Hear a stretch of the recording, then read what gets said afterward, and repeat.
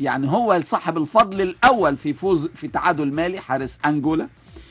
مانويل جوزيه بالغرور الزائد وتغييراته الخاطئة بإخراج جيلبرتو الذي وصل إلى حالة أسطورية في الشوط الثاني، كيف تخرجه وهو في أحسن حالاته؟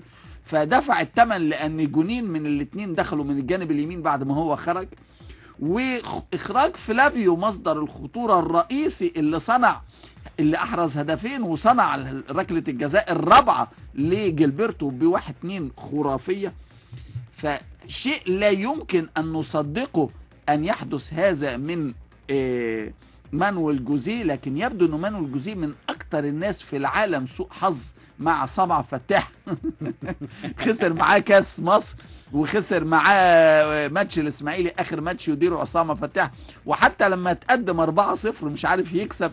وما ننساش انه هو في مباراة النهائي الكاس سنة 2004 عمل برضو اكبر اخطاء عمره في التغيير لما غير 3 لعيبة بين الشوطين، فلما اتصاب امير عبد الحميد ما عرفش يحط لاعب.